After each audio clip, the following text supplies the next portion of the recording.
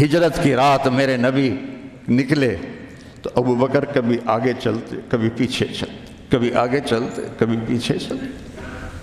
آپ اپنے پنجوں کے بل چل رہے تھے کہ پاؤں کے نشان نہ پڑ جائیں اور کھوجی نہ دیکھ لے، تو پھر آپ نے فرمایا ما لکا یا ابا بکر، ابو بکر کیا ہوا ہے؟ کبھی آگے آ جاتے ہو کبھی پیچھے ہو جاتے ہو۔ کہا یا رسول اللہ، جب مجھے خیال آتا ہے آگے کوئی چھپا ہوا دشمن وار نہ کر دے تو میں آگے ہو جاتا ہوں کہ میرے اوپر آئے، آپ پہ نہ آئے، اور جب مجھے خیال آتا ہے پیچھے سے کوئی آ کے حملہ نہ کر دے تو میں بھاگ کے پیچھے ہو جاتا ہوں کہ آپ کے اوپر وار نہ آئے، میرے اوپر آئے۔ اور پھر جب غار ثور پر پہنچے، جبل ثور، تو آپ چڑھ نہیں سکتے تھے، ساری انگلیوں سے خون نکل رہا تھا، جو کہ آپ ایسے چلے تھے ایسے۔ ابوبکر نے کندھے پہ بٹھایا اور پورا پہاڑ طے کیا، اوپر لے گئے، آپ کو باہر بٹھایا، سارے سوراخ بند کیے، اور اس کے بعد سوراخ زیادہ تھے تو پگڑی کو اتارا، اس کو پھاڑ کے سوراخ بند کیے، پھر اس کے بعد سوراخ زیادہ تھے، کرتے کو اتارا اور پھاڑ پھاڑ کے سوراخ بند کیے، ایک جس میں سانپ تھا وہاں اپنی ایڑی کو رکھ دیا، کہا مرحباً یا رسول اللہ۔ آپ اندر آئے تو اندھیرا تھا، آپ کو پتہ نہیں چلا، جب تھوڑی سی روشنی ہوئی تو آپ نے دیکھا نہ کرتا نہ پگڑی۔ ابو بکر مالک، یہ کیا ہوا ہے؟ تیرا عمامہ کدھر ہے؟ تیرا کرتا کدھر ہے؟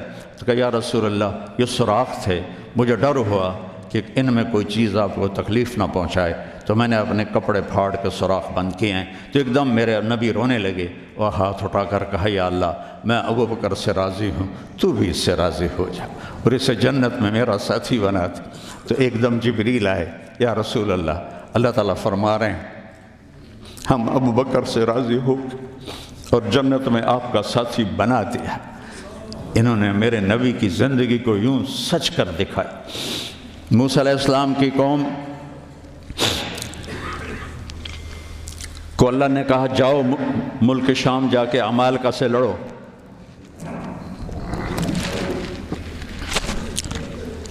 ان کا اذهب انت وربک فقاتلا، تو جا تیرا رب جائے، ہم نہیں لڑتے۔ اور بدر کے لیے جب آپ نے پوچھا بولو کیا کرنا ہے، تو مقداد ابن اسود نے کہا اذا لا نقول كما قالت بنو اسرائیل اذهب انت وربك فقاتلا بل نقاتل امامك وخلفك وعن يمينك وعن شمالك۔ یا رسول اللہ ہم بنو اسرائیل نہیں ہیں کہ کہیں جا اور تو تیرا رب لڑے، ہم آپ کے آگے لڑیں گے، پیچھے لڑیں گے، دائیں لڑیں گے، بائیں لڑیں گے، ہماری لاشوں سے گزر کر وہ جائیں گے۔ بنو اسرائیل نے سمندر پار کیا، آگے پتھر کے بت کی پوجا ہو رہی ہے، یا موسیٰ اجعل لنا الہا کما لہم آلہہ، یا اللہ موسیٰ ایک خدا ہمیں بھی لے کر دو اس جیسا۔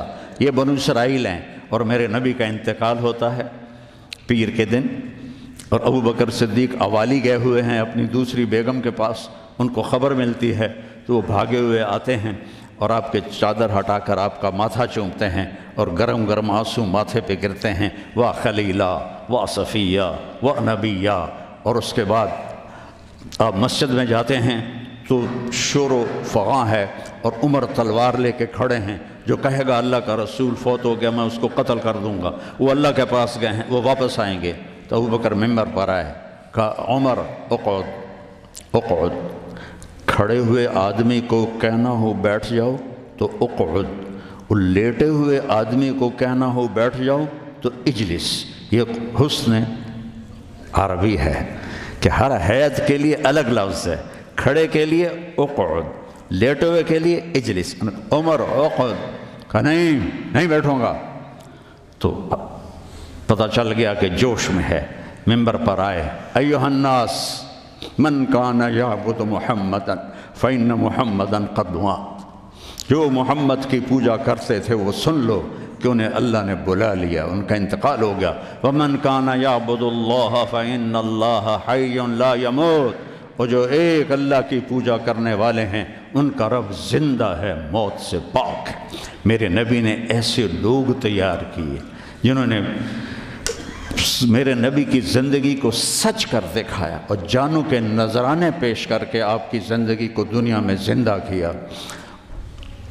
اس لیے واحد جماعت ہے صحابہ کی جن کی زندگی میں ان کو جنت کے وعدے کر دیے گئے، کلن وعد اللہ الحسنی۔ اس میں سابقین بھی اور لاحقین بھی، سب کے لیے جنت کا اللہ تعالیٰ نے وعدہ فرما دیا ہے۔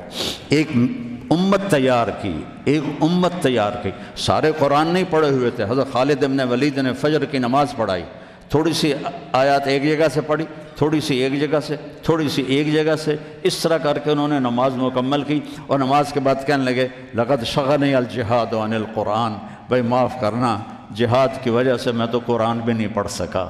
لیکن بنے کیا، وہ بنے کیا؟ موتا کی جنگ ہے اور میرے نبی کے سامنے منظر کھل چکا ہے۔ آپ نے فرمایا تھا جب چلے تھے کہ پہلا امیر زید بن حارثہ ہوگا، یہ شہید ہو تو پھر جعفر بن نبی طالب ہوگا، یہ شہید ہوں تو پھر عبداللہ بن رواحہ ہوں گے، یہ شہید ہوں تو پھر جسے مرضی بنا لینا۔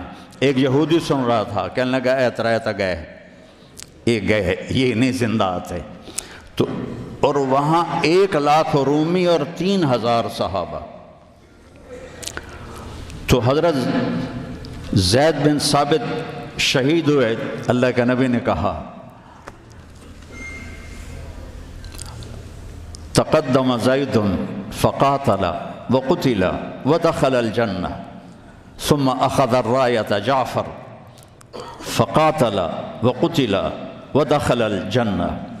پھر عبداللہ بن رواحہ ایک کونے میں 3 دن سے کچھ نہیں کھایا تھا، گوشت کی بوٹی نوچ رہے تھے کہ آواز پڑی جھنڈا گر گیا ہے عبداللہ، تو انہوں نے وہیں پھینکا۔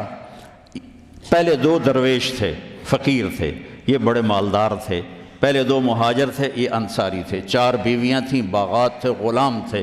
فتردد بعد التردد، تو تھوڑی دیر کے لیے بیوی بچے غلام باغات کا خیال آیا، تو کہنے لگے عبداللہ بیویوں کا خیال ہے سب کو 3 طلاق، باغات کا خیال ہے سارے صدقہ، غلاموں کا خیال ہے سارے آزاد۔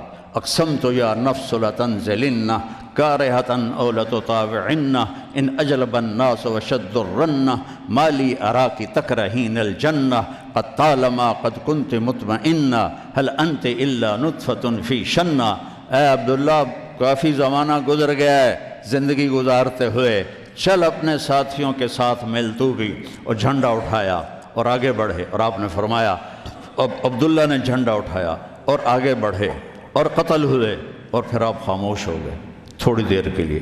انصار کہنے لگے کہ ہمارے اوپر قیامت ٹوٹ پڑی کہ کیوں رک گئے۔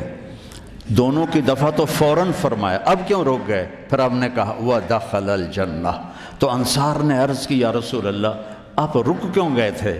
کہا وہ تھوڑا سا اس کے دل میں کھٹک آئی تھی، اس لیے جنت میں جانے میں تھوڑی دیر ہو گئی۔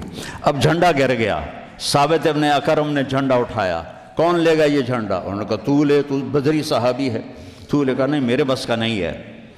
کسی نے آواز دی خالد کو دو۔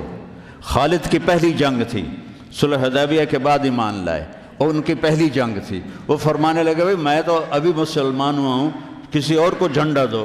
کہا نہیں، سب نے کہا بس خالد۔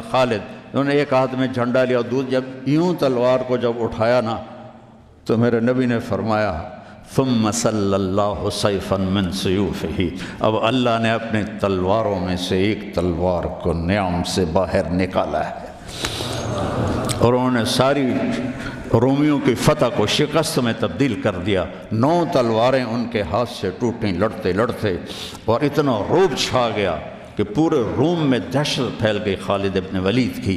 یہ لوگ میرے نبی نے تیار کیے تھے، ایک امت بنائی تھی، یہ میرے نبی کا عظیم ترین کارنامہ ہے۔